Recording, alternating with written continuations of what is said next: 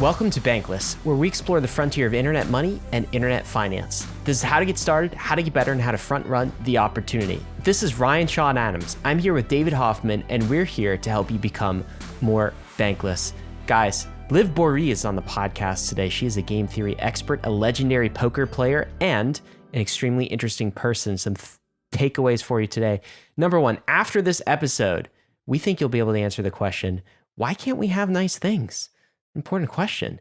Number two, you'll see how cancer and nuclear proliferation are actually the same problem and some of the same problems that infected crypto in 2022 as well.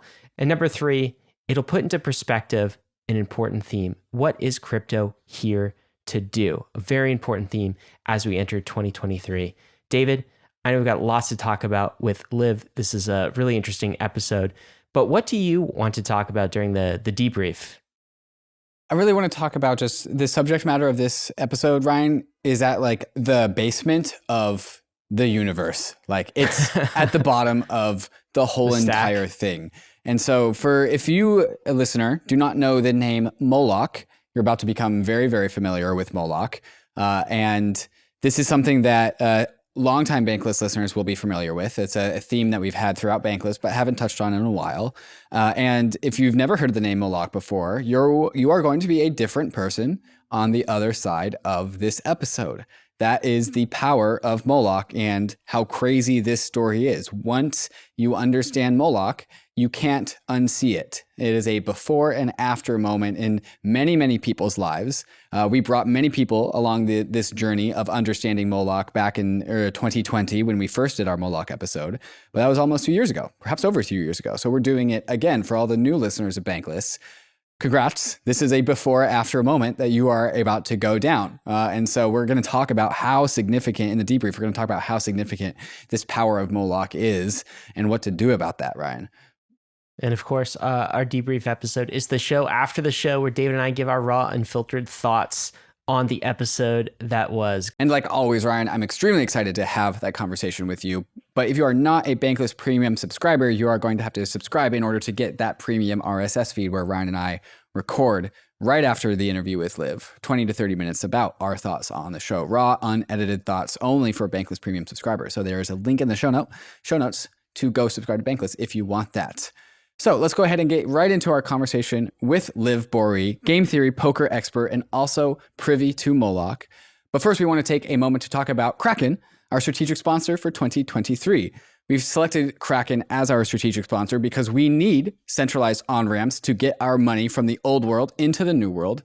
And we suggest using a centralized exchange that is here for the same reasons we are, because KRAKEN knows that if you adopt crypto protocols, you adopt crypto values. And KRAKEN has always been here for 12 years to accelerate crypto adoption for the world. So you're about to hear about KRAKEN right now, and then we'll get to Liv. KRAKEN has been a leader in the crypto industry for the last 12 years. Dedicated to accelerating the global adoption of crypto, KRAKEN puts an emphasis on security, transparency, and client support, which is why over 9 million clients have come to love KRAKEN's products. Whether you're a beginner or a pro, the KRAKEN UX is simple, intuitive, and frictionless, making the KRAKEN app a great place for all to get involved and learn about crypto. For those with experience, the redesigned KRAKEN Pro app and web experience is completely customizable to your trading needs, integrating key trading features into one seamless interface. KRAKEN has a 24/7, 365 client support team that is globally recognized. KRAKEN support is available wherever, whenever you need them, by phone, chat, or email. And for all of you NFTers out there, the brand new KRAKEN NFT beta platform gives you the best NFT trading experience possible. Rarity rankings, no gas fees, and the ability to buy an NFT straight with cash. Does your crypto exchange prioritize its customers the way that KRAKEN does? And if not, sign up with KRAKEN at kraken.com/bankless. Hey Bankless Nation, if you're listening to this, it's because you're on the free Bankless RSS feed. Did you know that there's an ad-free version of Bankless that comes with the Bankless Premium subscription? No ads, just straight to the content. But that's just one of many things that a premium subscription gets you. There's also the Token Report, a monthly bullish, bearish, neutral report on the hottest tokens of the month. And the regular updates from the Token Report go into the Token Bible, your first stop shop for every token worth investigating in crypto. Bankless Premium also gets you a 30% discount to the permissionless conference, which means it basically just pays for itself. There's also the airdrop guide to make sure you don't miss a drop in 2023, but really, The best part about Bankless Premium is hanging out with me, Ryan, and the rest of the Bankless team in the Inner Circle Discord, only for premium members. Want the alpha? Check out Ben the Analyst's Degen Pit, where you can ask him questions about the token report. Got a question? I've got my own Q&A room for any questions that you might have. At Bankless, we have huge things planned for 2023, including a new website with login with your Ethereum address capabilities, and we're super excited to ship what we are calling Bankless 2.0 soon TM. So if you want extra help exploring the frontier, subscribe to Bankless Premium. It's under 50 cents a day and provides a wealth of knowledge and support on your journey west. I'll see you in the Discord. ARBITRUM 1 is pioneering the world of secure Ethereum scalability and is continuing to accelerate the Web3 landscape. Hundreds of projects have already deployed on ARBITRUM 1, producing flourishing DeFi and NFT ecosystems. With the recent addition of ARBITRUM Nova, gaming and social dApps like Reddit are also now calling ARBITRUM home. Both ARBITRUM 1 and Nova leverage the security and decentralization of Ethereum and provide a builder experience that's intuitive, familiar, and fully EVM compatible. On ARBITRUM, both builders and users will experience faster transaction speeds with significantly lower gas fees. With ARBITRUM's recent migration to ARBITRUM Nitro, it's also now 10 times faster than before. Visit arbitrum.io, where you can join the community, dive into the developer docs, bridge your assets, and start building your first dApp. With ARBITRUM, experience Web3 development the way it was meant to be: secure, fast, cheap, and friction-free. Bankless Nation, I want to introduce you to Liv Boeree, who is a former professional poker player, perhaps one of the best in the world. But we think why she is such an amazing poker player is actually because she's a master of game theory, thinking in systems, and understanding the world of complex systems in the human experience. And she is one of the few people in the world teaching the lessons of Moloch, the study of human coordination, and which is why we are having her on Bankless today. But before we bring Liv on, we want to play a short clip from a video that Liv made about Moloch, the subject matter of today's episode. So here we go.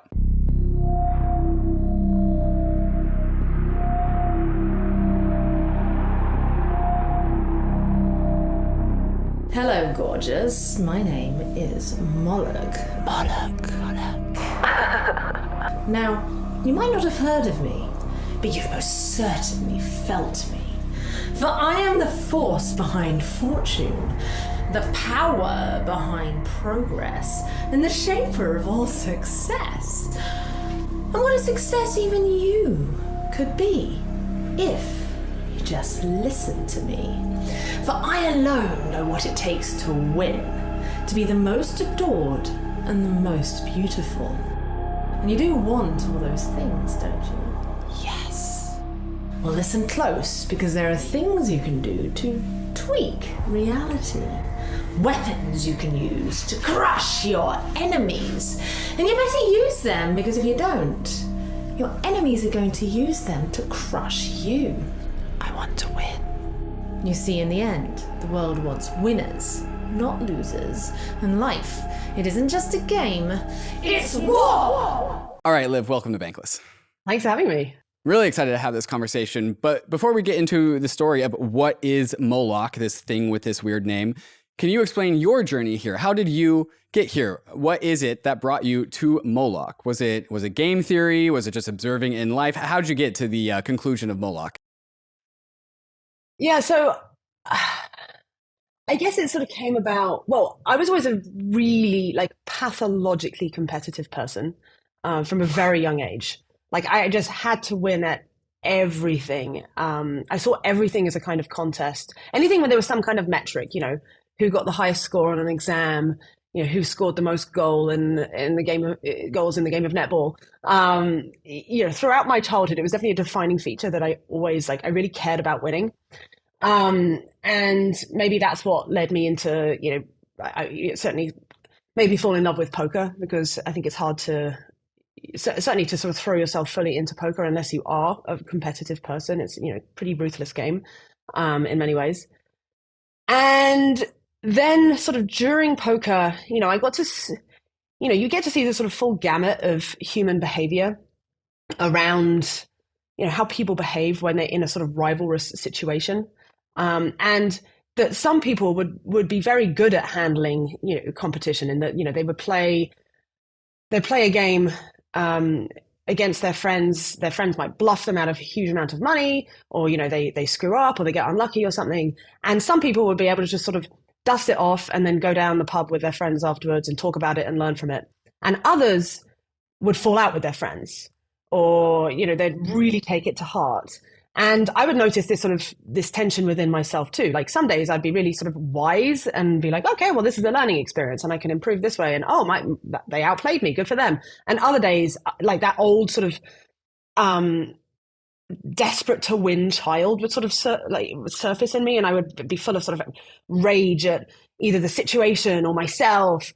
And it was just sort of like a generally unhealthy headspace that I would sometimes go into.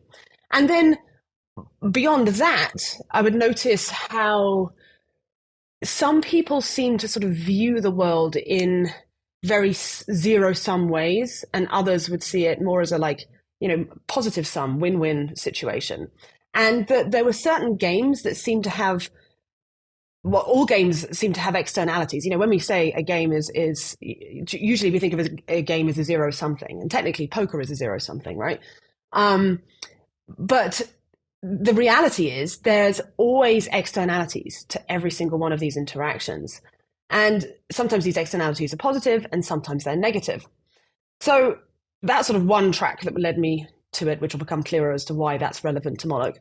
And then meanwhile, I got involved I learned about a sort of branch of philanthropy known as effective altruism, which is kind of like how science in its truest form is the process of like trying to understand the way the world works and be able to predict reality better.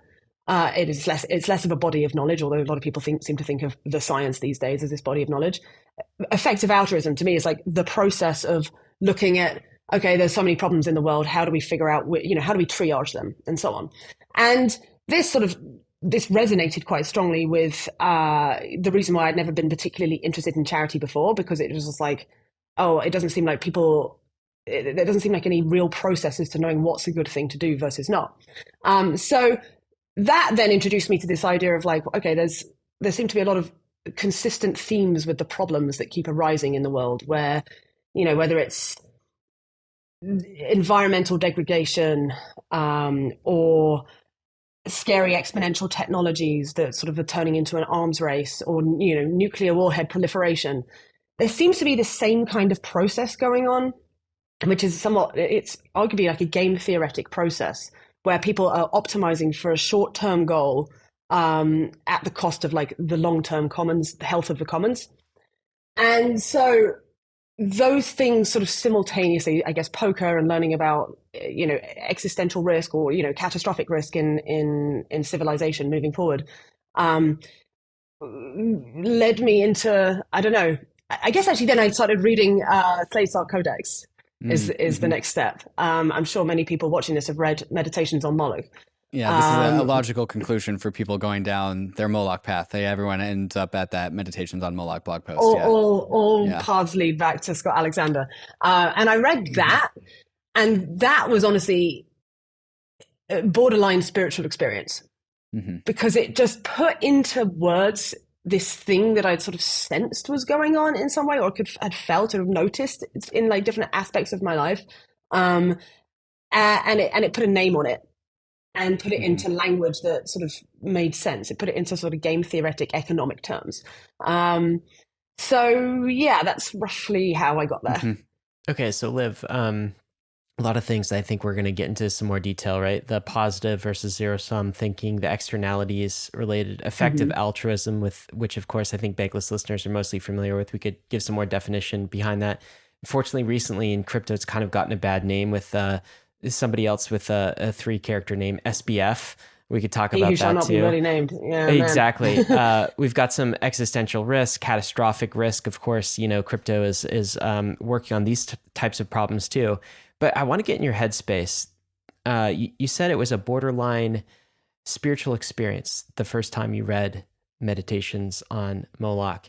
It was incredibly impactful for me too. And I think you've called it elsewhere like one of the most important written pieces you've ever read. Can you describe why? So this is a blog post. We'll, of course, include a link in the show notes for Bankless listeners. We highly encourage you to go read this post by Scott Alexander. But can you explain what was going on in your head as you read that, and as that kind of settled in your mind? Why was it so important to you? Why was it borderline spiritual? Well, I think what he does so well in it is he actually combines, well, he does many things. So he really takes it's very long, the post. It's like, it's not your average, I'm going to read a blog post on my commute home for the next 20 minutes. It's like an hour and a half read roughly. It goes very deep, but it takes the reader by the hand and just goes through lots and lots of little examples. He does a very good thing where he does his explanations by giving examples, and then says, what's the common thread between all of these different scenarios? Oh, it seems to be this. Okay, so that's pointing in this direction, and so on. But what I think it does so well is it actually draws on a piece of art. So it's centered around this poem written by Allen Ginsberg in the 60s called Howl, which talks about this thing called Moloch. And, as with often the case with a lot of esoteric poetry, it's not always that clear exactly what the thing is. And he gives lots and lots of examples. You've just pulled it up. Yeah. So each line is it's a different pointer of what this thing Moloch is, but it concretely says, oh, therefore Moloch is X. And so what Scott tries to do is, like almost like a great English teacher, is look at all these different lines and use it's almost like parallax to assemble a picture of this thing that seems to cause problems within our society. But again, trying to reduce it down into a couple of 2 minutes of explanation doesn't do it justice. People just need to read it. Yeah, certainly, and everyone really kind of resonates with Moloch because it's a part of the human experience, and we should probably spend some time to actually start defining this thing. But when people were listening to the clip that we put into the intro, I'm sure they started to catch the vibe, catch the drift. And this is why everyone has some sort of just like you said, a spiritual experience when they discover Moloch. Once you see Moloch, you don't unsee Moloch. It's a before and after moment of your life. And it's a little bit of seeing the Matrix, right? You can kind of see how it works, and defining what Moloch is and why it's so powerful is always interesting because everyone has their own different words of explaining it. So Liv, maybe I'll ask that question to you. How do you define Moloch? Yeah, so I would define it as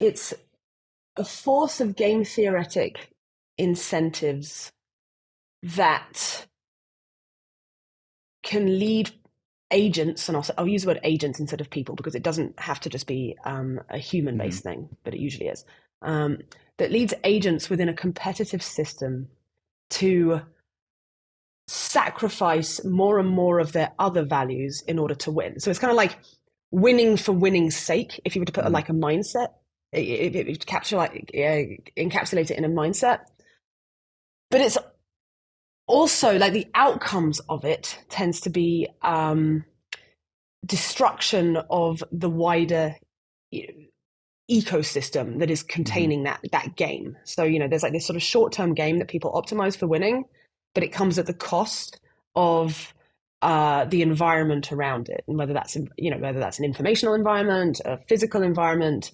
a health environment, etc. And the outcomes usually of that is it causes a lot of suffering and destruction. I'll save the complexity stuff to later. But perhaps the most succinct way I like to define it as actually is just it's the god of unhealthy competition. It's not the god of competition. Competition is a neutral thing. It's a form of interaction, just like coordination or cooperation.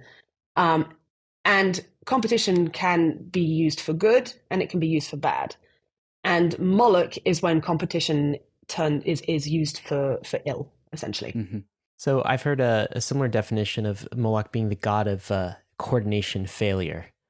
The god of coordination failure. And that sounds similar to what you're saying with unhealthy competition.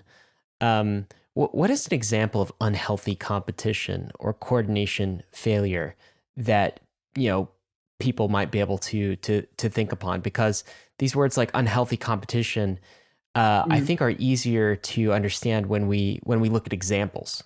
Mm-hmm. Yes. And that's what Scott does so well. So perhaps the simplest example that comes to mind is this idea of you've got a crowd of people in a football stadium, and everyone is sitting down watching. They're comfortably sitting in their seats and they've got a decent view just because of the way it's set up. There's usually arranged so that everyone can somewhat see the pitch. Everyone's happy. But everyone's happy. Mm-hmm. But then a few people down the front get really excited and they stand up. Mm-hmm. Now the people right behind them can't see anymore. So they have a decision like, well, do I want to continue watching the game or not? Well, yes, I do. So I'm going to have to stand up too. Sorry, people behind me. And now those people have the same thing, and so on, until the whole thing ripples back. And now everyone is forced to stand up. And because it's a loud football game, you can't, no one can just shout and go, hey, you at the front, sit down. Like the environment doesn't enable everybody to coordinate properly. Now everyone is stuck standing for the rest of the game, or unless a few people at the front sort of do manage to sit down and then it trickles back. But it's such a precarious system. If you sort of map it topographically, it's not like a stable equilibrium. When everyone is sitting down, it's actually a very unstable, it's a Nash equilibrium essentially they're in. It's more like a ball that's perched on top of on a point, and just a little nudge of a few people near the front can make the whole thing fall down, and now everyone's stuck. No one's gained anything. No one's got a better view. Once everyone is standing, no one really has a better view than before, but everyone is actually a little bit worse off because now they've got to stand for the rest of the game. So that's one of the most sort of concrete examples, like clear examples, I think, of the sort of basically how a system can be poorly designed, whereby bad incentives cause it to sort of fall off a cliff, essentially. Perhaps a more salient example, well, one I give in the video that you show that clip from later on in the video, and maybe this doesn't apply so much to Bankless listeners because I don't know what they're all your dudes. Proportion of. They're all dudes. Yeah, it seems to be a common theme for me. Like crypto, poker, it's always like 97% dudes or something. But anyway, I'm sure people, just bear with me. So as a girl on Instagram, for my sins, I noticed usually when I post a picture on there, if it's a picture where I look good, I just get a lot more likes, a lot more comments, and the algorithm is happier when it's a picture where I look good. And it's a few years ago, these beauty filters started emerging where with just a click of a button, it would make your face look absolutely incredible. It would just be automatic makeup. It would even do these little tweaks where, it gives you like almost like a little subtle facelift but if you don't see the original picture, you wouldn't even notice it. It's so subtle. And because, if your goal as say you're a girl on Instagram trying to build her following as an influencer, it pays to look hot. You have this really strong incentive pressure to use these filters. Because if you don't, well, because you know that everyone else is doing it, right? So you're incentivized to sort of, even if you don't want to and you feel like you're misleading your audience and you're even not being integral to yourself, you're incentivized to use them anyway. And it's like this kind of slippery slope. And as these filters get better and better, each time it's like a new little arms race. I use this one. Oh, but now Snapchat have just released this one and it's even better if you combine it with that. And it just keeps going and going. And then it sort of ends into this like race to the bottom where everything's becoming progressively more and more artificial, creating this like wave of body dysmorphia and so on. Same thing applies, to, again, female example, but models who, don't want to risk using lip fillers or these little subtle things. So that's another example in sort of woman space. Yeah, and importantly, everyone is unhappy about it. In the first example, everyone is standing up, and everyone in the stadium is like, wouldn't it be so great if we could all together just sit down, Just all at once. Yes. Just do a everyone at countdown. once, 1, 2, just 3. everyone just sit down. Like, but no, you can't do that because, as you said, like stadium's too big, we can't coordinate. Same thing with women using social media and like just like terribly psychologically unhealthy beauty filters. Just like, what if we all stopped? Well, the thing all is, agreed, let's not use them. just not to do it. And we don't have that power because we don't have this coordinating power between all of us. And so this is why in the crypto world, we've called this the god of coordination failure. You call it the god of broken incentives. There's a couple more examples of Moloch that I want to bring up. One of the very, very big ones and that illustrates why the power of Moloch is so incredibly strong is nuclear proliferation. And just the concept of nation state militaries at large. It would be great if we could invest in infrastructure and education and child mortality and nutrition. And we do invest in those things to some degree, but how much we invest in military far dwarfs that. Now, why is that true? Well, let's start with a blank slate and we have 2 agents in this game and each one's a nation state. Whichever nation state invests more into their military can gobble up the other one, right? Whichever country has the bigger military can just take all the other countries. And so by definition, every single country has to overinvest in security and defense. And then we end up in the state that we are today with like enough nuclear warheads to blow up the world 10 times over. And they're all at like, there's just a button away. Like that's not a good state to be in. And it's also why we can't have nuclear dearmament because no one wants to be the country without the nuclear weapons. That's a bad state to be in. You can't be the country without the beauty filter, right? You gotta. Yeah, right. And right, you can't just check out the game if you want. Be like, oh, okay, we're going to become radically hippie country. We're just not going to invest in any weapons. You just get invaded that way, don't you? Right. You're just going to get invaded. That's the trouble. And the other example I want to bring up, which illustrates the power of Moloch outside of the human space, because this is not stuck inside the world of humans. It also can exist in cancer, where a cancerous cell can grow, and it's a system of bad incentives because that cancerous cell wants to grow and grow and grow to the point of killing the host that it exists inside of. And all of a sudden, the cancer itself then dies because it grew too much. And so this is something that is baked into just like how nature. It's like at the basement level of the universe, which is why it makes it so like hard to deal with, because it exists outside of our ability to control it. That's so crazy, by the way. That's why people get obsessed with Moloch and why we've become so interested in talking about this, and why it's become, I think, part of a mission of crypto to help solve some coordination problems and help solve some Moloch problems. Is because look at what we just did. We started with a silly example of football stadiums, right? And then we scaled that up to like social media, social problems, and then we scaled that up to nuclear proliferation and the destruction of humanity. And now we even see that at the basement layer of nature. Like that's what you were saying earlier, David, is once you see Moloch in one place, you see it everywhere. And then you become obsessed with this problem of like, how do we slay this beast? And did you hear some of the examples too?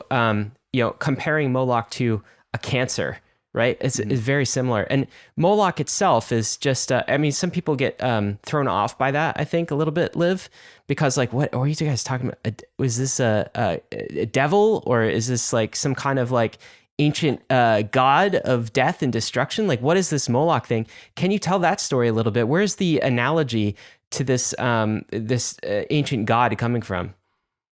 Yeah, so it actually came from, I think it's an old Canaanite Bible story. Well, basically there was this, supposedly there was this cult that, again, they were so obsessed with winning, they wanted a stronger and stronger army, that they had this god that they would worship, that they believed that if they could sacrifice that which they cared about the most to it, then it would reward them with military power. And so they would literally sacrifice their babies to it in this like burning effigy. They would throw their children into the fire because they believed that it would then reward them with military power. They would defeat their enemies, which is arguably the most deranged instantiation of that mindset. It's like that's one way Scott describes it. It's like throwing more and more and more of your other values under the bus in order to win this one narrow prize. Which is where I think this concept of what is the Moloch mindset, because it's like kind of like two things that it needs to thrive. It needs a poorly designed competitive system whereby, you know, these bad incentives make it sort of fall off a cliff and go into a race to the bottom. But it also needs a minimum threshold, a minimum number of people within that system to want to win that game in the first place, to lack the wisdom to realize, actually, do I even want to win this? Or is it really worth sacrificing this other stuff for this one narrow prize? But anyway, yeah, that's where it originates from. That's the first sort of story of it, which is interesting because, you know, I've never read the Bible, probably should. But that it's something that's so old, this original concept does speak for some kind of truth, because, you know, civilizations have risen and fallen throughout history. And one of the only ways that information really gets passed down, you know, the lessons that we can learn from the fall of the Bronze Age or the fall of Rome, is the mythopoetic stories that got passed down, that were so strong and salient that, like, the generations would continue telling them to their stories. So I think there's some real wisdom in that. You know, I don't think you need to be a student of the Bible to see that. So that's kind of where it originally came from. So it's buried deep in kind of our social systems and even kind of the narratives that we share and pass from generation to generation. And in fact, I think the fall of civilization, you could say, often is due to some sort of corruption in the underlying system, and that in itself is a Moloch trap. But we also think, like, we're calling this thing a coordination failure as well. And I want to go back to kind of the stadium example where, you know, the people in the first row stand up and then everyone else has to stand up after that. This is a coordination problem, but you could imagine if there was somebody on some kind of Megatron loudspeaker saying, hey, everyone, on the count of 3, let's all sit down, right? This loud voice booms out over the stadium, 1, 2, 3, and then everyone sits down. That is a possible solution to coordination problems like this, where we have sort of a centralized coordinator. We have one person who has the stadium mic and has the ability to project this message to the entire stadium, right?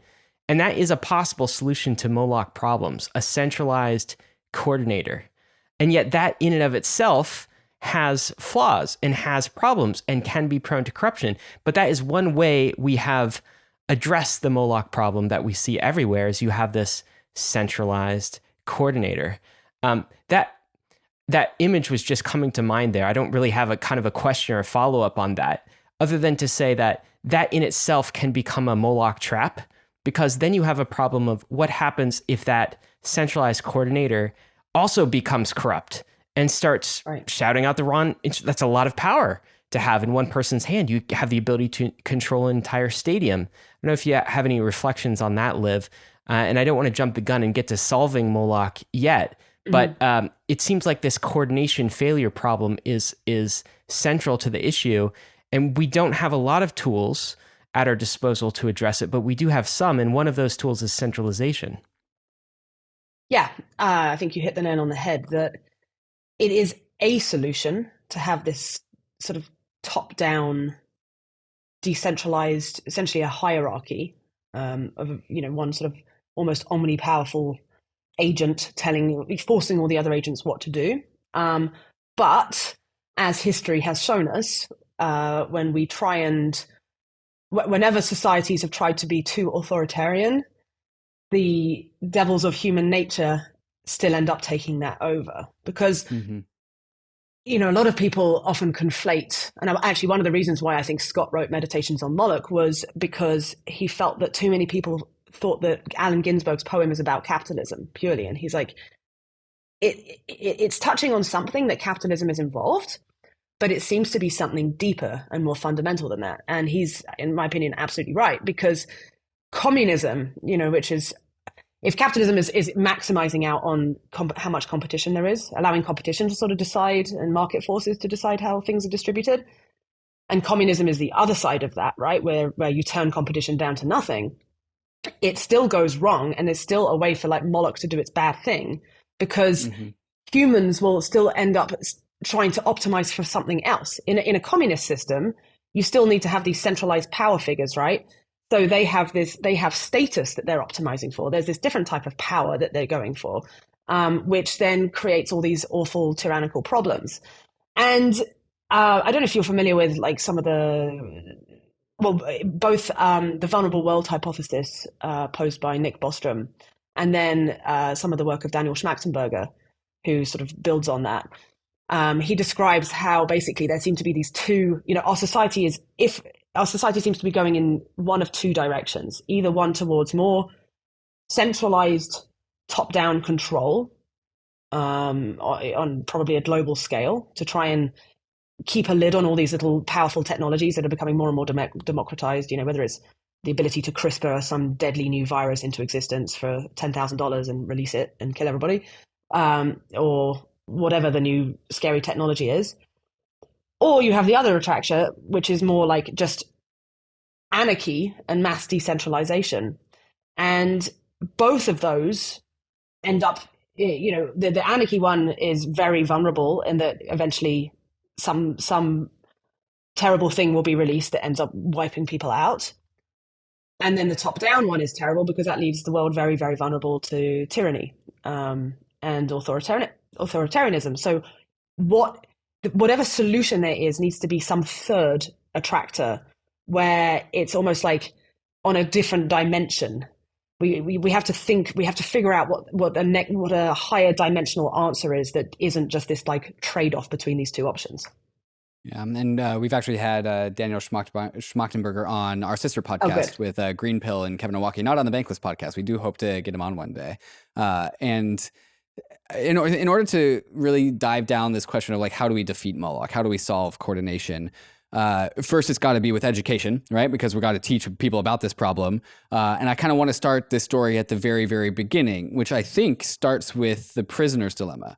And so, Liv, can you connect the dots for us between how the prisoner's dilemma relates to Moloch? Because it's really about like short-term versus long-term thinking, right? Mm-hmm. Well, so the standard version of prisoner's dilemma usually that people think of is the single player one, right? Where it's just this one-time thing where you don't know what the other prisoner is going to do, but there is a clear dominant strategy in terms of payoff, which is to defect. Both prisoners are incentivized to defect, which then leads, to then I think they end up getting worse outcomes, right? Because of that, because they both end up doing it. But then there's the more realistic version of the prisoner's dilemma, which is an iterated version, whereby you actually know you're going to be playing against this person maybe many, many times. And in that situation, then there's various different sort of ways you can look at the dominant strategy, but there is an incentive for you to cooperate, because if you cooperate, at least in the beginning, then you show to them, look, I'm a cooperative person. We can actually do this, and we'll both do better. Let's keep doing this. And then, depending on various factors, sometimes you want to defect when they defect as a like punishment, etc. There's actually a really cool website that I recommend everyone go and play with. It's called The Evolution of Trust, which talks you through these like iterated prisoner's dilemmas. But putting it into Moloch language, Moloch is the thing that would make you always defect, because Moloch's like, well, what's the short-term win here? How do I gain the most? Oh, I do it by defecting, so I'm going to do that. And whatever the anti-Moloch is would be the thing, and I do have a name for it, which we can talk about, is whatever the anti-Moloch thing to do would be to take this long view and zoom out and go, well, okay, but what would happen to the ongoing game if I always choose defect? Things will actually be worse off, not only for the other person, but for me in the long run. So that's kind of how it plays into it. Right. And those are all properties of the games that you described are like properties of two people when they have the ability to coordinate. But I want to remind listeners that we're talking about systems that have many, many, many people, n number of people that cannot coordinate. Right. And so really the power of Moloch to me is instantiated in the fact that like Moloch rewards the person who defects the most first, as in it is the most enticing for the person who defects the soonest. And so it really is this like race to the bottom thing, because like if you would imagine like whoever is standing up in that stadium, whoever stands up first momentarily has the best view in the stadium. And whoever uses that beauty filter first momentarily is the hottest person on Instagram. And so it really rewards people to defect quicker than everyone else. But then it makes Moloch arrive sooner than everything, like sooner than not, right? And so it's really about just like the setting of the stage for when Moloch is going to come is actually, and this is like this crazy catch-22, which actually is like kind of existentially like intimidating, is that the place in which Moloch arrives is when everyone is coordinated. Because when everyone is coordinated, that's when the incentives for defecting are the highest. And which is why Moloch is such like a difficult beast to fight, is because as soon as we get to this place, like, hey, we're all coordinated, we're all on the same page, the incentives to defect in that one moment are at its highest. And I don't know if you've thought about this facet of Moloch, Liv, or how you solve this problem. But like, can you just elaborate on like what the conditions are for Moloch's arrival, and like when he or they, the god that is Moloch, is the most dangerous? Well, I mean, it's at its most dangerous when it incentivizes people to come up with newer and newer ways to get a competitive advantage. And that's unfortunately where it ties in with technology. And you know, we are now in the era of exponential technology, which we were not. I mean, you can always argue that technology's always been on an exponential curve, but you know, if you think of like a thing like, again, like a synthetic pathogen or something like that, it spreads virally, which is, you know, by definition, it's an exponential growth thing. And if you couple that in a system whereby, well, maybe that's not such a good example because it's, you know, that's only ever going to be used for bad. Perhaps something better example is like AI, right? Because there are all these different companies now working to be the first to build superintelligence, or even a narrow. It doesn't have to be a broad superintelligence, but even a new, you know, who can create the best text to video AI, or any powerful AI driven thing. There's such an incentive to be the first one to do it because you're going to get the economic reward or the status or the prestige or whatever it is that you're chasing after. And the more power you can throw into making your technology, the better. And the more and more safety measures that you discard, the greater your competitive incentive. And so it just always drives this process faster. So I would say that it's at its most dangerous when it's combined with some form of exponential technology. Cliched, but like the paperclip maximizer is kind of the ultimate instantiation of it. If anyone, I'm sure people are familiar with this, it's Eliezer Yudkowsky's thought experiment of like, just, you know, if we build something that is incredibly capable at building paperclips, as a just arbitrary example, it will be technically more intelligent. You know, if we build something that is more intelligent than us, i.e., it's better at manipulating its environment into making that one thing. So it can do, you know, it can turn atoms of everything around it into paperclips, which includes baby human bodies, the atoms within your body into paperclips, and so on. Then that will, if it doesn't also have the wisdom to realize that by doing that, it's going to be a self-terminating process. Eventually, it's going to run out of atoms and turn into paperclips. Then that's Moloch, basically. It's the ability to drive progress and win without the wisdom to ask itself, should it even be doing that in the first place? Like, what is the long-term after effects of this? Yeah, that kind of answers it. I mean, when you see this too, this is Moloch is really the reason we can't have nice things, right? That's the tragedy of it. And when paired with technology, as you're saying, Liv, it makes it even worse than that. It could actually spell the doom of civilization, of humanity. right? It could reset Yes. us back to the Stone Age if we really get this wrong. But what is kind of the answer to this? Because you made earlier in our episode when we were talking about it, you sort of made this distinction that I thought was notable, and I wanted to come back to the difference between healthy competition and unhealthy competition, right? And so, like, one way to slay Moloch is you just somehow, I don't even know if this could be done, but you somehow get rid of all competition. But that's not a good thing, because isn't competition healthy, Liv? And like, how do we make progress? Or, you know, some people might go back to kind of the idea, I think Ted Kaczynski, the Unabomber, had this idea of like, well, let's get rid of all technology. Maybe that's a way forward. And yet, doesn't technology bring so much good to our lives? Helps us decrease infant mortality, helps us have the conversation that we're having, connect with others. It's brought so much good to so many people. So we can't just disconnect from technology, can we? And yet technology makes the Moloch problem even worse and even more viral. So how do we deal with this? Like competition, unhealthy competition? Do we get rid of technology? Like, do we keep it? How do we start to think about solving Moloch traps? Yeah, so it's the quadrillion-dollar question. I don't have an answer to it, so I'll preface with that. There is no clear, I don't know what the process looks like, but what I do have is an aesthetic of what the solution is. So if Moloch is the god of unhealthy competition, so in other words, of negative sum games, zero-sum games they're negative-sum games dressed up as zero-sum games. They seem like win, would, lose, but in reality, the externalities are negative. I was thinking like, okay, what's the opposite of that? If it's the god of lose-lose, then what's the god of win-win? I'm just going to call it win-win. So what is this thing? What does win-win look like? And how would it, if Moloch is this like, I tried to get into sort of the feeling of how Moloch is when I would have that in myself as a kid when I had to win.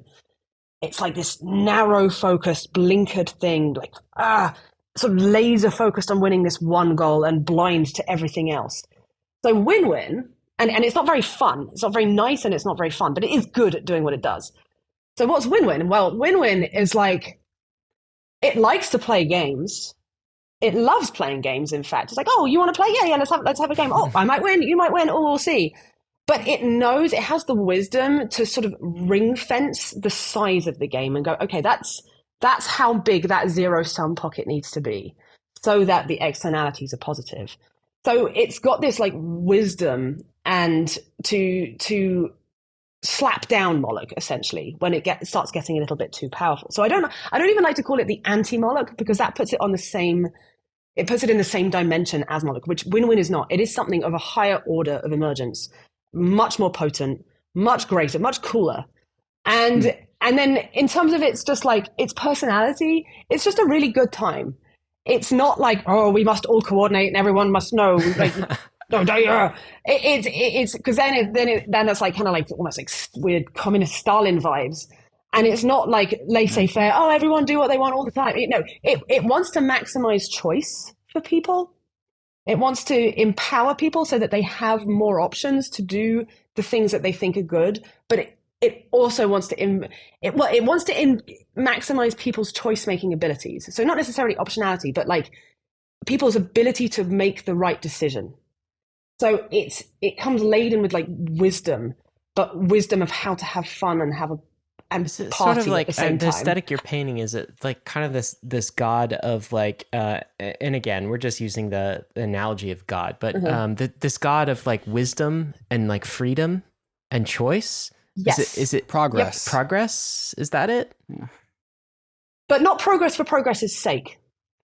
I think the first words you used were better. Definitely like freedom, choice, but keeping the game going. I don't know if anyone's. I'm sure you guys have read Finite and Infinite Games.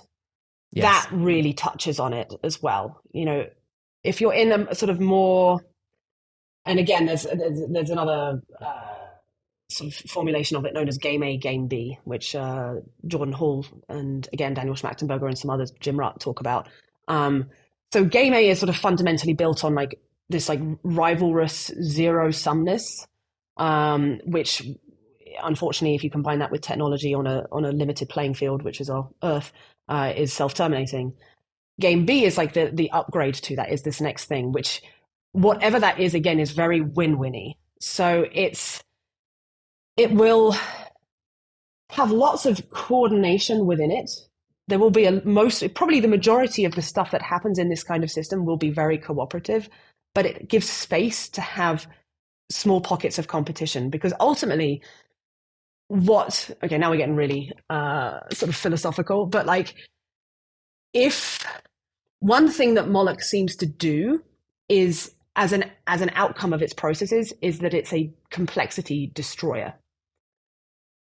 And what win-win tends to give rise to is more complexity. So like systems that are richer with more information and more diversity. And that's the key thing. So a purely top-down coordinated thing where everyone is like, you are doing this and you are doing this and you are doing this, and there's no flexibility within it. It's actually a very steady state thing. And that would like create this lock-in for the rest of time. That would be very sad, because it would permanently curtail the amount of complexity that could arise and emerge within the universe. UNISWAP is the largest on-chain marketplace for self-custody digital assets. UNISWAP is, of course, a decentralized exchange, but you know this because you've been listening to Bankless. But did you know that the UNISWAP web app has a shiny new fiat on-ramp? Now you can go directly from fiat in your bank to tokens in DeFi inside of Uniswap. Not only that, but Polygon, Arbitrum, and Optimism Layer 2s are supported right out of the gate. But that's just DeFi. Uniswap is also an NFT aggregator, letting you find more listings for the best prices across the NFT world. With Uniswap, you can sweep floors on multiple NFTs, and Uniswap's universal router will optimize your gas fees for you. Uniswap is making it as easy as possible to go from bank account to bankless assets across Ethereum, and we couldn't be more thankful for having them as a sponsor. So go to app.uniswap.org today to buy, sell, or swap tokens and NFTs. How many total airdrops have you gotten? This last bull market had a ton of them. Did you get them all? Maybe you missed one. So here's what you should do. Go to EARNIFI and plug in your Ethereum wallet, and EARNIFI will tell you if you have any unclaimed airdrops that you can get. And it also does POAPs and mintable NFTs. Any kind of money that your wallet can claim, EARNIFI will tell you about it. And you should probably do it now, because some airdrops expire. And if you sign up for EARNIFI, they'll email you anytime one of your wallets has a new airdrop for it, to make sure that you never lose an airdrop ever again. You can also upgrade to EARNIFI Premium to unlock access to airdrops that are beyond the basics, and are able to set reminders for more wallets. And for just under $21 a month, it probably pays for itself with just one airdrop. So plug in your wallets at EARNIFI and see what you get. That's EARNI.FI. And make sure you never lose another airdrop. There's some interesting aesthetics here. It's kind of like contrasting life versus death. I feel like something like life is very organic, and it's pushing things forward. It's kind of like reversing the entropy of the universe. It's making these more complex biological systems, right? Whereas death and entropy sort of break all of that down, make things less interesting. It also seems like Moloch is very narrow in its focus, where this idea of the opposite of Moloch, this win-win, would be, much more broad, much more wise. It would be much more long-term in thinking than kind of this single-minded, narrow game that Moloch seems to play. These are some of the aesthetics. I don't know if listeners are getting a picture of kind of the systems that we're talking about, or the coordination that we're hoping for. What else would you add to this aesthetic? And then are there some like more practical examples of this, Liv, that we can sort of see playing out? So one thing it doesn't do, so one thing that Moloch tends to do, or at least the way that Moloch gets into many of our systems, particularly capitalist systems, is that the trouble with, and I'm not knocking on capitalism, I think it's still the best system we have thus far. But the problem with it is that it tends to reduce very complex things down into single metrics. So, for example, the biodiversity and richness of the rainforest, which is more than just like, regulating weather patterns and oxygen levels and so on. There's so much going on there. We don't even know. We're discovering new species there all the time, right? Even at the rate of species loss we're having. There's so much computational richness within that, and yet Molochy forces are pushing locals there, because they're just trying to survive, to turn these incredible range of trees into lumber that gets turned into a piece of furniture. So again, to use sort of Schmachtenberger words, it's turning this complex system into something complicated. It's this reduction of value into a single measurable metric. And that's the downside of capitalism, because it's, we have to measure stuff somehow. Markets have to measure, money is great, but it is a very sort of perverse, bastardized way of encapsulating value in a sort of single dimension. And when you do that, that process of reduction of value and informational richness is a Molochy thing. So again, win-win is something that doesn't do that, or at least allows that to happen in very constrained ways. Not all deforestation would necessarily be bad. Like if we still need wood for furniture, right? Let's find a way to turn a barren piece of useless land into growing forests for pine trees that we can then cut down and make wood from. Like that would be okay. That would be a way to sustainably continue to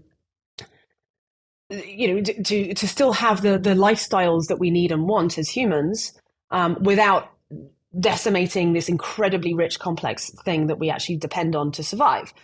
So again, that's pointing, I realize it's not giving a concrete example of what win-win is, but it's the best I can do right now, is to sort of point at, what it's not, and to just throw out adjectives and descriptors of what the vibe is of this thing. Because that's the thing about win-win as well. It is a vibe. What is a vibe? It's like, this vibe you get when you're at a festival. You can't really commodify that, right? It's very hard. You can try and reduce it down to words and describe it, but you still don't. Vibes are vibes because they are this feeling that we have that like connects us to something greater and like almost like more sacred. That's the direction. And in terms of like what, for example, the crypto community could be doing, again, this is like way beyond my pay grade. I'm not a crypto expert, but what it seems like the technologies of blockchain and decentralized technologies are good for is a way of building some kind of higher order of collective intelligence, of essentially turning us humans into a network of intelligences where we're like nodes in a larger brain. Anything that can bring the hive mind into existence, but then a hive mind that is wise to the more naturally, some of the Molochy behaviors that humans tend to fall into. Because again, humans they're neither good nor evil. They're both. We're all individually capable of both. So how do we design some kind of hive mind structure where we maximize the good stuff and minimize the bad stuff? Right. And this is highly similar to the metaphor that Ryan was talking about with the man over the voice over the megaphone at the stadium. You're asking for a new higher order organizational structure for humans to be able to come together and coordinate. And this has been one of the big themes that we've talked about on the Bankless podcast. Like once upon a time, religion was the hive mind coordinating nodes on a network where all of a sudden like everyone's on the same page because we are reading the same book and that one book tells us how to live our lives. And then all of a sudden we come up with nation states, and that is another higher order coordinating thing that I think does the thing that you're talking about win-win does, which is balance order and chaos inside of its domain and allows for competition to arrive, market forces to take over, but under rules, under laws. And it allows for some freedom for people to do exactly what they want, so long as this doesn't involve other things like killing people and tax evasion, like stuff like that, right? And yes. I think that's kind of the call to arms for the crypto space is like, can we do that? And I think, Liv, earlier in the podcast, you talked about like a ball that's perched on top of a hill. And what Moloch is like the Moloch that ball can fall off that hill in any direction, right? And this hill is like optimization, right? You want the ball to be at the very point, the highest peak on that hill, because that is humans trying to optimize for something. Yet Moloch, that ball can fall off that hill in any direction. There's infinity number of ways for the ball to fall, but only one way for the ball to stay perched. Right. And that really is just like human effort. We just try to figure it out. And there is no magic bullet. It's just like every single case of Moloch rearing its head has its facts and circumstances of like humans kind of need to figure out how to coordinate around that trouble. And sticking with that, it's not that Moloch is necessarily the thing that pushes it. Well, Moloch through humans is the thing that pushes the ball off its perch, but it's also the landscape itself, that topographical the basin shape it falls into. Yeah. Well, the fact that it was designed in the first place in such a silly way, whereby it just takes a little nudge by a Moloch infected human mind in that moment to do that, is also the problem. So we've got to not only sort of change, well, in many ways level up human nature so that we're less inclined to do this, but we also need to change the landscape itself, change the game to something smarter, whereby we don't need to worry so much about, it's not so vulnerable to these pushes. So did you just say that like Moloch, a way to define Moloch is actually the nature of the landscape, the optimization of the landscape itself, as in like there's this invisible like plane of existence of like kind of good or bad for lack of a better word. And Moloch is the fact that this landscape is hard to stay away from bad, or hard to stay away from bad. It's easy to be susceptible to bad coordination traps and harder to find peaks on that landscape where everyone's happy. Is that a fair way to define Moloch? He is the landscape? Yes, I think so. It's and I don't want to sort of broaden the definition of it because then it just starts, everything that's bad is Moloch, and I think we need to be careful not to fall into that. Sure. But yes, because it is this combination, because if every person within this crappy landscape, let's say, is actually infinitely wise and has the mental strength to not do the quick selfish thing, to resist all the temptations and bad incentives, then the bad outcome wouldn't happen. Or everyone could be actually really self-interested and selfish all the time. But if the landscape is so well designed where the ball is actually already like the local maximum is also actually a universal minimum. So actually the only way is up, then that's also not a problem, right? So it's the combination of both, which is why I like to break it down into like Molochy systemic issues and Moloch mindset, because those are two directions we can go at to try and fix this thing. We can be designing better landscapes, better systems that take into account the crappy parts of human nature and make it so that those incentives don't work against us. And we can also spread just better like memes to people and be like, look, be more aware, like just think about, are you acting in a Molochy way right now? Are you optimizing for this short-term goal and not thinking about the bigger picture and how it might harm others or even harm yourself in the long run, So Liv, I love the name Molochy. Yeah, it's same. So Liv, your version of slaying Moloch is basically kind of at the individual and education level, where we're slaying Moloch in the mindset, of people. So we're bringing attention to them, that this force exists, basically, and changing the way they maybe think about this or maybe they behave. Also, but I want to get to kind of the systemic view of Moloch as well, because you mentioned something just now when you were talking about changing the game. And we do have these, I think humans have developed better and better coordination protocols over time for things. In fact, like that's in a way what technology sort of is a coordination protocol. Even something like money, for all of its faults, at one time was a better coordination protocol than the thing that preceded it, which was maybe a barter versus type of system, or maybe a type of system where you have something that I want and I will hit you over the head with my bat until you give that to me, right? So violence, it's better than violence, isn't it? Money in this kind of credit point system. How can we think of changing the game, or how do you think of that? David and I often talk on Bankless about embedding some of these, like changing games from win-lose games or negative sum type games to win-win games, by changing our underlying protocols, right? For instance, one of those we see in maybe some of the social media problems that we have today, right? So we have Twitter profiles that we don't own. We have all sorts of kind of algorithms that are targeted to slurp up and seek out our attention. Can we change the rules of those games? Are there certain things that you can see where it's like humanity is stuck in these Moloch traps? We don't even realize it. If we get a mindset reflecting on Moloch, we can start to change the underlying systems. What are some systems in your mind that are kind of ripe for change? And where do we start? I know you're coming out with a video pretty soon on media, and I imagine that's going to tackle social media. Can you talk maybe about that in this context for a bit? Yeah, well, actually, the video it started out tackling social media. I started writing it like a year ago. So this is like part 2 of the one that you started this podcast off with, that 1 minute clip. Originally, it was like, oh man, yeah, social media, these algorithms, they're clearly optimized for, again, they're reducing the human experience down to a single metric of like likes and retweets or, shares. And this, therefore, is very ripe for viral, Moloch-y type behaviors.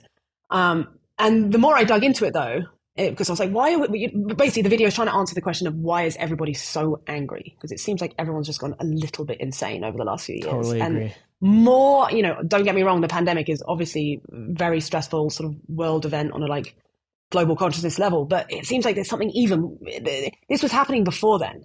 People have been going nuts for like the last 10 years at least. And like, why is it, this divisiveness and rage that we're seeing? So that's what the video tries to answer. And where I actually ended up going more, because I think people don't think about this sufficiently, is that the media it's kind of got 2 arms to it. It's got the decentralized kind of bottom up social media, information generated by lots and lots of people, which is vulnerable to, people optimizing for clickbait or, whatever the most triggering thing of the day is to get likes and retweets.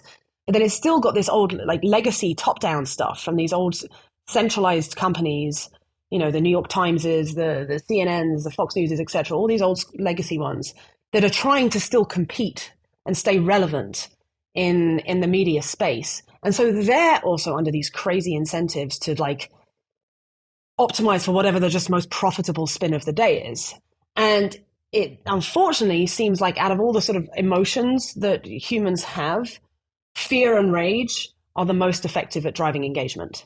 Right. More than, I mean, some comedy can be, but nothing will get you clicking faster than like, oh my God, like there might have been, I'm just thinking of like when that weapon, that missile hit Poland, right? And it was like, oh God, where is this gonna, this might now escalate the Ukraine-Russia conflict even further.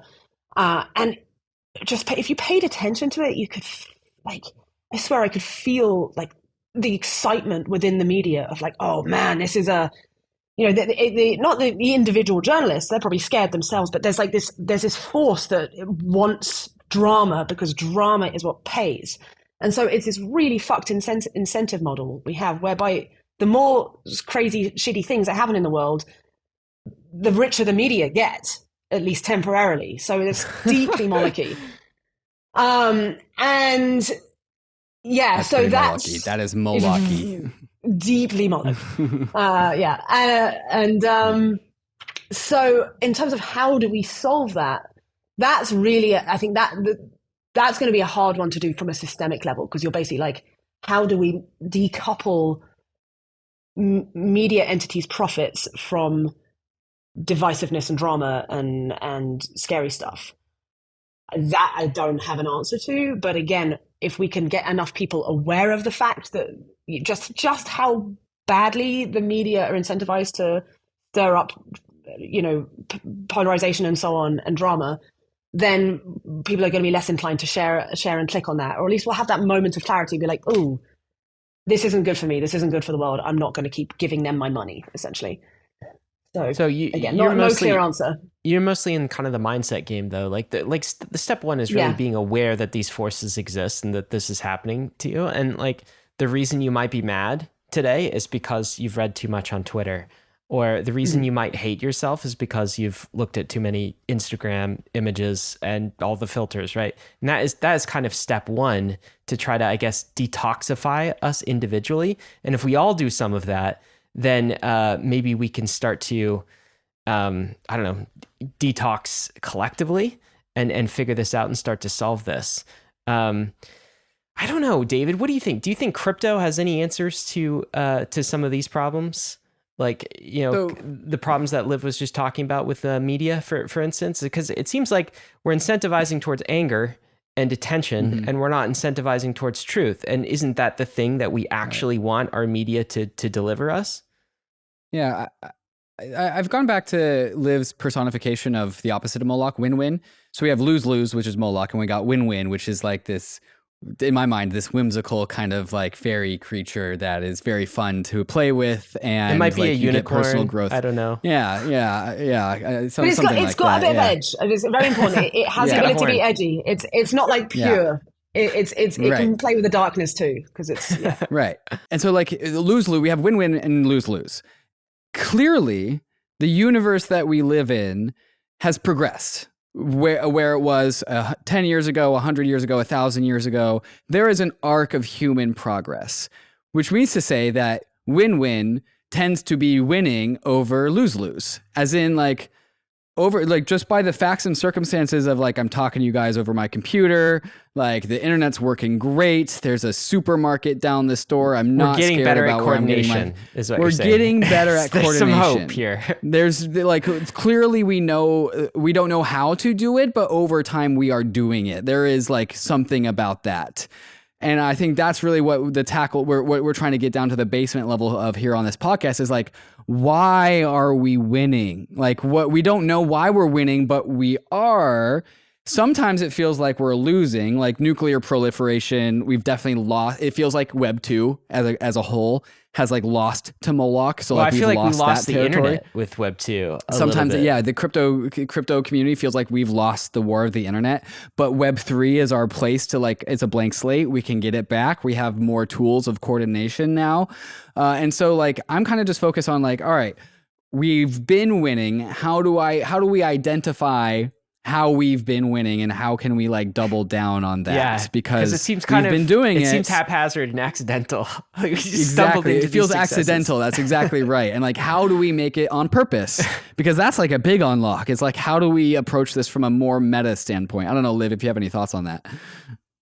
Yeah, I mean, one thing that's coming up is like, if you look at all the history of, there's a Wikipedia page of it, listing all the near misses of nuclear war, or these potential flashpoints that could have, like, it's unclear. It's not like they were like, oh, was it 50-50 that it was going to be nuclear war? It might have been, each individual one might have only been 2 or 3% or even 1 in 1,000. But the point is, there was like 11 or 12 of these things. And these small probabilities that compound to the point where you're like, it almost seems like we're in kind of a lucky universe that we're even still here in this, in this, we're in the branch of the multiverse where no nuclear war has actually happened. So that can then like, do you know the quantum suicide thought experiment where it's like if you have a gun hooked up to some kind of yes/no quantum event, technically, if we live in a multiverse, then you're always gonna, and the gun is at your head, you'll only ever find yourself observing a universe where it didn't go off. You won the coin flip essentially, and you can repeat that a trillion times, and even though therefore it's like 2 to the trillion that you would actually have made it.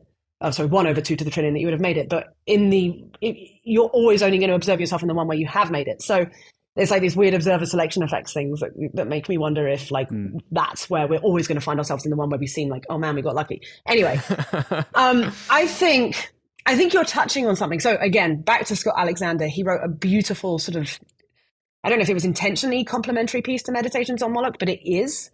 It's called The Goddess of Everything Else.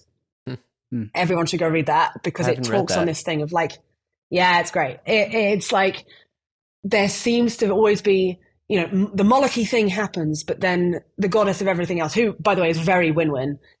She's just like, yes, well, you did that because you wanted it to happen, but look, here we are. Here's a positive outcome. That she always finds a way for there to be like the next positive outcome and the new game to try and make the right choice. So, I don't think the fact that we have been winning, therefore, it isn't evidence that we will therefore make it. On an objective, not that, who knows if there is actually any objectivity, but on an objective level, the prognosis is not looking good.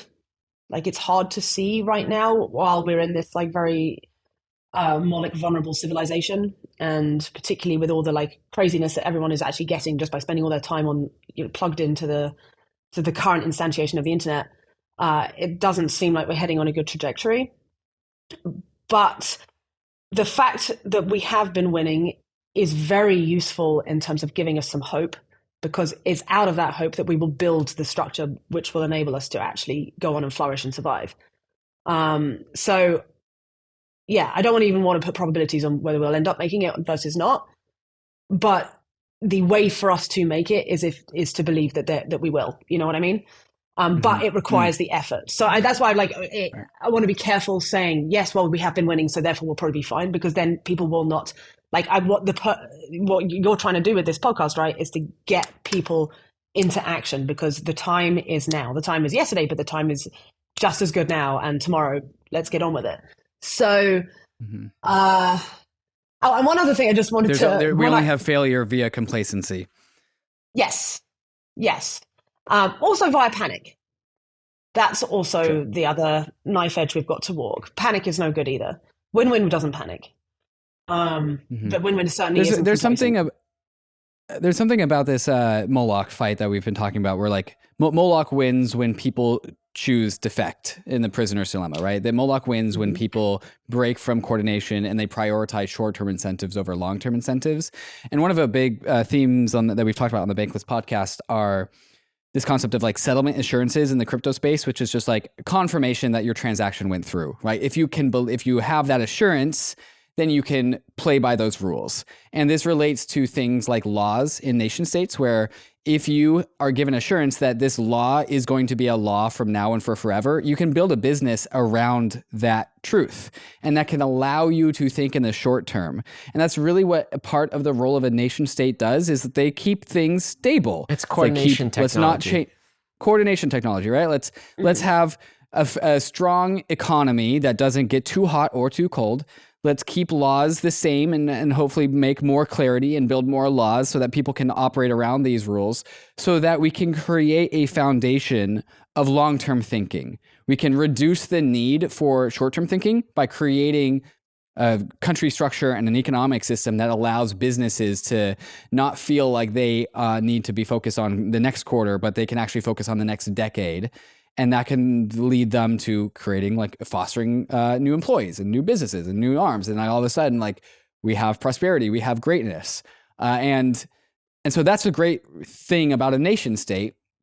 But also it is the coordination technology. But also it is Moloch itself. As in, like, the United States nation state is the thing that's participating in nuclear proliferation. It is the thing that is, like, oppressing people with violence and the monopoly over guns. When you slay Moloch, there's another Moloch behind it that's even bigger and more different. Yeah. You have to defeat that boss, and then there's another Moloch. It's like, and the Moloch's never end. It's battle. Moloch's all the way down. Just like the infinite game, this is the infinite battle that we always have to fight. Yes, although I think it's important to differentiate it. The United States nation state is not Moloch. It's not Moloch, because it's power. Yes, it's again a neutral entity that can be a very powerful entity that can be co-opted for Moloch-y reasons, or it can be co-opted for win-win reasons. It can fall into the Moloch trap in the same way, only at a nation state level rather than an individual or company level. And same with the international community. You know, like what we're seeing, the tensions between Russia and you know what Russia's doing to Ukraine, and the tensions between China and America and so on. Like it's the same. It's this rivalrous game that's playing out on a very large scale, and the stakes are so large that if they actually go to war, it breaks the playing field. Right. You know. Right. So, like, thank you, United States, for producing roads and laws and supply chains. You guys are making my life great. Also, there are hundreds of thousands of nuclear warheads that could end all of that tomorrow. Both of those things, one of them is the solution and one of them is the failure of Moloch. Mm. You actually touched on a really key thing that it's very important to hammer home. Moloch is not any one individual thing. And the way that Moloch actually wins, or like the thing that would please Moloch, if it had a brain enough to be pleased, is if people mistook individual things for it. So, you know, Right. if everyone's like, yeah, you're right, like, because part of the problem with this happening in America that I see is that like people, I'm a recent immigrant to the US. I'm stoked to be here. I think there's so much great stuff going on, and there's so much like loathing and shame and hatred of like people like hating their own country. And I was like, man, like, don't hate your country, hate the force that has made your country do shitty stuff. Yeah. But love the force that has made your country do great things, so give it credit where credit's due. And the way when people mistake when people don't see the bad force for being Moloch and think it's the actual the thing that's been corrupted by Moloch, and they blame the thing that's been corrupted, that's when Moloch gets to do its power, basically. 100% agree. And so people fall into this trap all the time, Liv, don't they? It's just blaming capitalism, right, for instance, or blaming just nation states or a particular nation or something like this, and not blaming the root force, yes, which is this coordination failure. It's the game theory and this unhealthy competition problem. Yeah.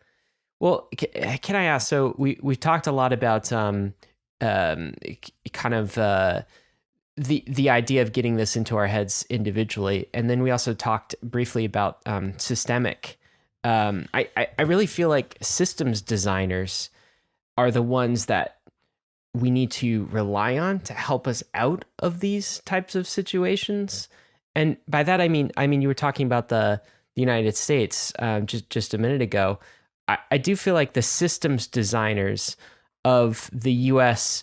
operating system, that is the Constitution, actually did a fairly good job thinking some of these things through.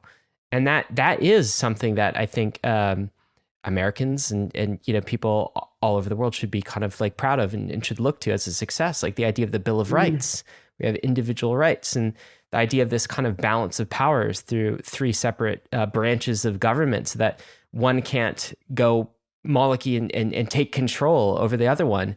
This is a pretty good idea.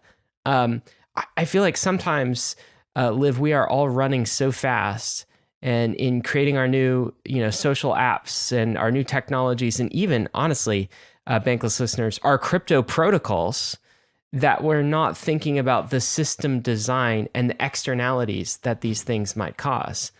I don't know if you have any thoughts on that, but like, imagine if our social media designers, the people who wired up, like the Zuckerbergs of the world who wired up, Facebook and Twitter and all the social apps, had looked a little farther out, had the foresight to see some of the problems down the road. How might they have designed their systems better?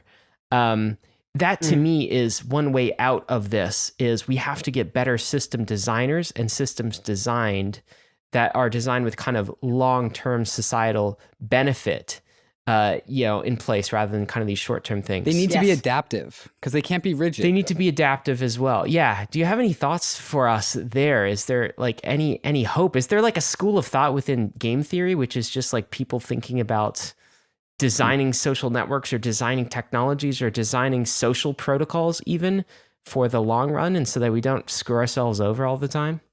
In terms of a set of rules, well, you absolutely touched the nail on the head there, David, with saying about adaptability. That flexibility, adaptability is key, because if you have, you do need the ability to amend those rules if it looks like the landscape is changing in a way where it's now favoring Moloch over Win-Win.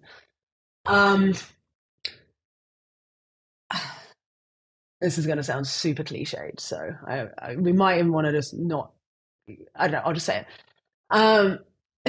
Some of the best set of rules that I've ever seen that created the closest thing to like a protopia, because I hate the word utopia, as utopia is bad, because again, utopia defines some kind of fixed end state, that it's like a goal that you get to, and then once you're there, everything's done. No, that's actually hell.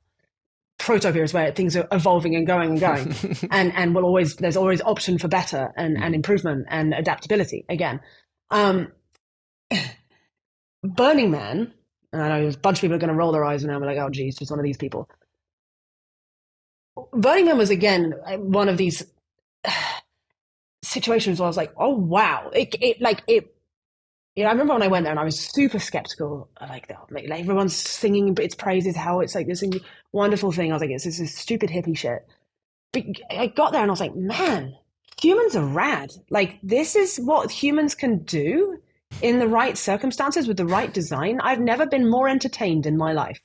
I've never learnt more in my life. I've never been more shocked in my life. Never had my paradigms, and I'm not because I just did a bunch of psychedelics. It's truly, I've taken people there. I took my parents there who did nothing, and they came away like, I did not know that was possible. And the thing is that it's based off a set of core principles, like rules, basically, like these cleverly designed starting conditions, kind of like the Constitution, which have they've tried to sort of build a thing out of an abundance mindset instead of a scarcity mindset. So things like people think it's about bartering. No, it's about gifting. It's like, someone needs something. If I've got it here, if I've got surplus, of course, here, just have it. You don't expect anything in return. So that's one of the rules of Burning Man is gifting. Implied. You don't rules. have to. Implied social contract. No, yeah, it's right. But you ruin the vibe. It's just it's a guideline. It's a guideline. Gifting. Take it. Bring, if you can, more than you need, so that if someone is in need of something, you can help them out. So there is no bartering. There is no expectation. It's giving something without expectation. You might get something in return. Great. If not, you've helped someone out. Wonderful. There's still a win-win. The other thing, there's like 10 of these principles. There's like radical self-expression. Don't leave trash, silly stuff like that. But I mean, real stuff, but not important. But another key one is decommodification. There is no sponsorship. You are not there. Like, that is a cardinal sin there. If you were to slap a you're a DJ who wants to be paid, and DJs perform there for free, really big DJs, because there is no exchange of money going on. You are not selling a commodity. There's nothing commercial at Burning Man. Nothing whatsoever, because that is one of the problems with capitalism. Is, again, it reduces something of value down to a single metric, and it's also Moloch-y. Yes. Because if somebody does it, then we all got to do it. Right, exactly. Because now they the arms race has started, and that's how you get the competitive advantage. Right. And yet there is still plenty of spaces. People are playing games there, like zero-sum games. So there is something to this idea of having smart guiding principles, like the Constitution or like the Burning Man thingies, to from which a good system will start to emerge. But this is where I don't mean to defer to others to answer this question, but I really recommend you have Jordan Hall, Daniel Schmachtenberger, get them on and ask them this same question, because those are the guys who have been thinking about this exact question of what is the system design process, particularly in crypto, that can give rise to the kind of infrastructures that we need. These a completely novel form of institutions, essentially, where that we can do this collective intelligence, decision making, basically hive minding these really tough problems, and find easier ways to coordinate and essentially change the landscape in favor of human flourishing instead of badness.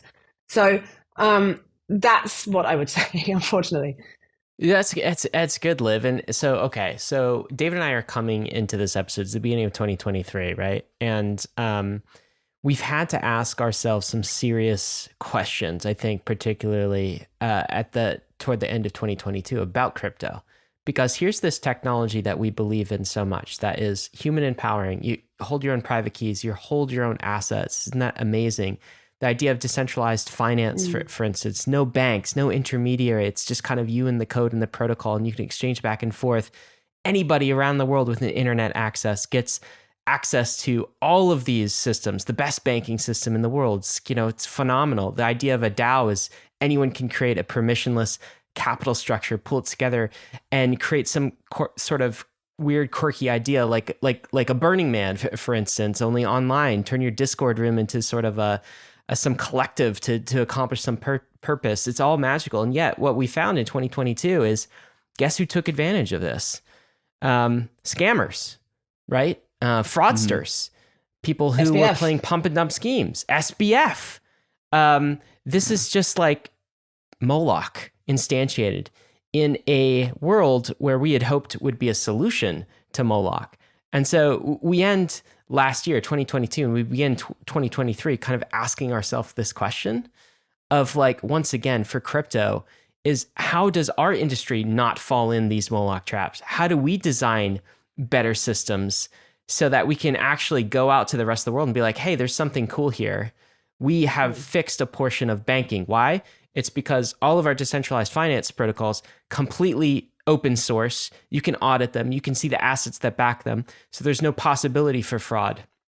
So anyway, I guess there's some existential crisis, I think, in crypto right now, which is like we've created these fantastic tools where everyone can do all of these things, but we worry sometimes that we've enabled scammers to just do all of these things and take advantage of us. And, the story is not fully written on that problem yet, but that's where we sit at the beginning of 2023. Yeah, it seems like, and I don't think crypto should be too hard on itself as a community, because every new community and technology will be in some way vulnerable to this. That's the thing. There are these core facets of human nature, unfortunately, that maybe someday we will evolve out of them, but it ain't happening anytime soon. And the mistake that the crypto community has made, like almost every other community in the past that, runs into some kind of crisis, is that it was too pie in the sky. It was essentially naive and thinking like, oh, we've got the answer, just decentralize everything. And it will, that is the answer. And we don't need to worry about these sort of edge cases or like the psychopaths that will come and co-opt it. But the trouble is that there will, like, what is it? The percentage? It's like something like 1% of people have these psychopathic traits. And no infrastructure will be robust if it doesn't if it doesn't design itself in a way that these 1%ers can't push the ball down the hill, push the ball off the top of the hill. Mm-hmm. And so, I don't know, crypto will come out of this stronger, provided that people are honest with themselves about, okay, these are the mistakes we made. We were too pie in the sky. But at the same time, not too hard on themselves, because ultimately it was like, these bad actors that came and did this. But you have the responsibility, if you're trying to design an entire new financial system, don't delude yourself about human nature, because there will always be the psychopaths that will come and try and defect, unfortunately. You just need to design your infrastructure so that their behavior is constrained. And ideally that you design incentive structures as well, whereby it even plays on there. If you can, if you can optimize so that the psychopath behavior is also actually then good for the system, even better. I don't know how you come to that, but that's presumably possible too. I'm sure it exists in possibility space, and I'm sure we can therefore come up with it. Liv, I think that's great advice. I think what you're saying is your encouragement to crypto people is live in that protopia rather than that utopia, right? And we have to adapt to that. This has been fantastic. And I got to say, on behalf of Dave and myself, and I'm sure many Bankless listeners, we love the way you think. It's very like a crypto aligned way of thinking, kind of a super rationalist way of thinking, and is tremendously helpful, I think, for what we're doing in the space and what we're all trying to do. I guess to kind of close this out, if you could sum up everything you've learned from Moloch and give us kind of some words for moving forward and sort of the takeaways of this episode. If there's one thing you want folks to take away from this episode about Moloch, what would that be? Yeah, one thing that's popping up is the idea of, that's silly, but like Moloch starts at home. Okay, let me rephrase that. Win-win starts at home. Because let's shift the perspective here. While I agree that the audience listening to this right now is more empowered than the average audience I would ever speak to, or any of us would speak to actually think about this like systems design stuff. It's very, very important. You cannot design a good system if you are not living the win-win